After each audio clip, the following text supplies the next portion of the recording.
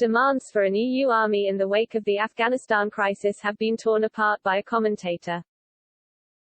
The U.S. withdrawal from Afghanistan has sparked fresh calls for an EU army from figures including the bloc's foreign policy chief Josep Borrell and Belgian MEP Guy Verhofstadt.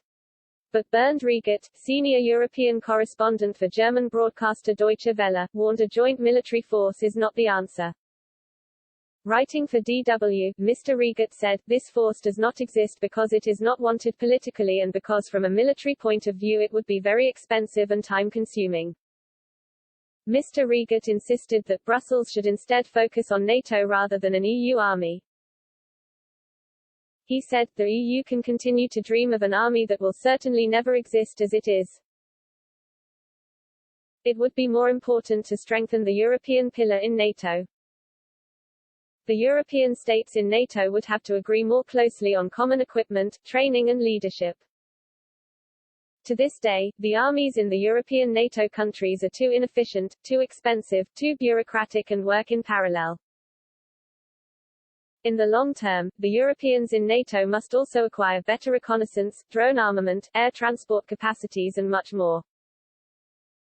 Nevertheless, they will not be able to decouple themselves from the military superpower USA. Full military sovereignty for Europe is neither an attainable goal, nor a goal worth striving for." Mr. Riegert's comments come after the EU's High Representative for Foreign Affairs said Afghanistan shows the need for the bloc to have a rapid reaction force. Mr. Borrell told Italian newspaper Il Corriere della Sera, "We need to draw lessons from this experience. As Europeans we have not been able to send 6,000 soldiers around the Kabul airport to secure the area. The US has been, we haven't." He insisted the EU should have an initial entry force of 5,000 soldiers, adding, "We need to be able to act quickly."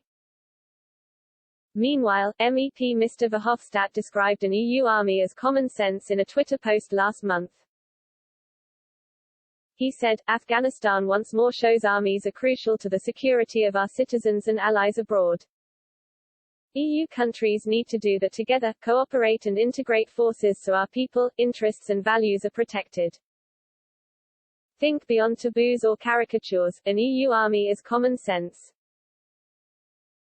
Additional reporting by Monica Pallenberg.